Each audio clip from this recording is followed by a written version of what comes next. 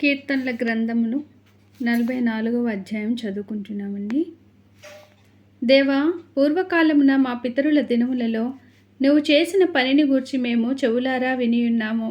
మా పితరులు దానిని మాకు వివరించిరి.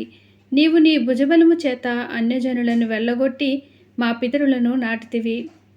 జనములను నిర్మూలము చేసి వారిని వ్యాపింపజేసితివి. వారు తమ ఖడ్గము చేత దేశమును స్వాధీనపరచుకొనలేదు.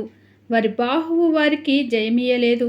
నీవు వారిని కటాక్షించితివి గనుక నీ దక్షిణ హస్తమే, నీ బాహువే, నీ ముఖ కాంతియే వారికి విజయము కలుగజేసెను. దేవా, నీవే నా రాజువు. యాకోబునకు పూర్ణ రక్షణ కలుగనాజ్ఞాపించుము. నీ వలన మా విరోధులను అణిచివేయుదుము. నీ నామము వలననే మా మీదికి లేచువారిని మేము త్రొక్కివేయుదుము. నేను నా వింటిని నమ్ముకొనను. నా కత్తియు నన్ను రక్షింపజాలదు. మా శత్రువుల చేతిలో నుండి మమ్మను రక్షించువాడవు నీవే. మమ్మను ద్వేషించు వారిని సిగ్గుపరచువాడవు నీవే. దినమెల్లా మేము దేవుని యందు అతిశయపడుచున్నాము.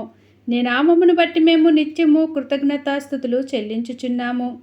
అయితే ఇప్పుడు నీవు మమ్మను విడనాడి అవమానపరిచి ఉన్నావు. మా సేనలతో కూడా నీవు బయలుదేరకయున్నావు. శత్రువుల ఎదుట నిలవకుండా మమ్మను వెనుకకు పారిపోజేయుచున్నావు. మమ్మును ద్వేషించువారు ఇష్టము వచ్చినట్లు మమ్మును దోచుకొనిచున్నారు. భోజన పదార్థముగా ఒకడు గొర్రెలను అప్పగించినట్లు నీవు మమ్మును అప్పగించి ఉన్నావు. అన్యజనులోనికి మమ్మును చెదరగొట్టి ఉన్నావు. అధికమైన వెల చెప్పక ధనప్రాప్తి లేకయే నీవే నీ ప్రజలను అమ్మి ఉన్నావు.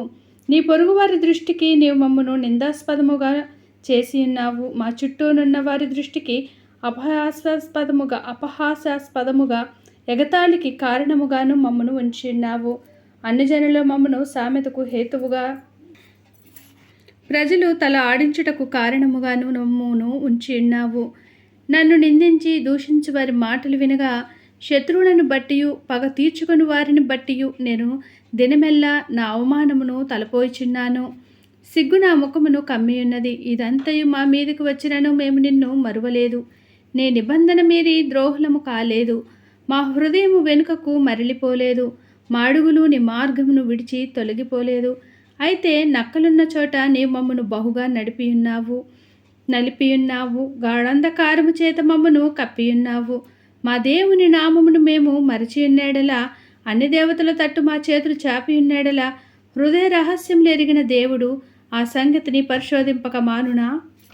నిన్ను బట్టి దినమల్లా మేము వధింపబడుచున్నాము. వదకు సిద్ధమైన గొర్రెలమని మేము ఎంచబడుచున్నాము. ప్రభువా, మేల్కొనుము. నీవేళ నిద్రించి ఉన్నావు. లెమ్ము, నిత్యం మమ్మును విడనాడకుము. నీ ముఖమును నీవేళ మరుగుపరిచి ఉన్నావు. మా బాధను, మాకు కలుగు హింసను నీవేళ మరిచి ఉన్నావు. మీ ప్రాణము నేలకు కృంగియున్నది. మా శరీరము నేలకు పట్టియున్నది. మా సహాయమునకు లెమ్ము. నీ కృపను బట్టి మమ్మను విమోచింపుము. దేవుడి చిన్ని వాక్యమును దీవించునుగాక. ఆమేన్. కీర్తనల గ్రంథంలో నుండి ఇలాంటి వాక్యాలు చదవటం మీకు నచ్చినట్లయితే కింద కామెంట్స్ రూపంలో తెలియచేయండి. మనందరికీ దేవుడు తోడైండునుగాక. ఆమేన్.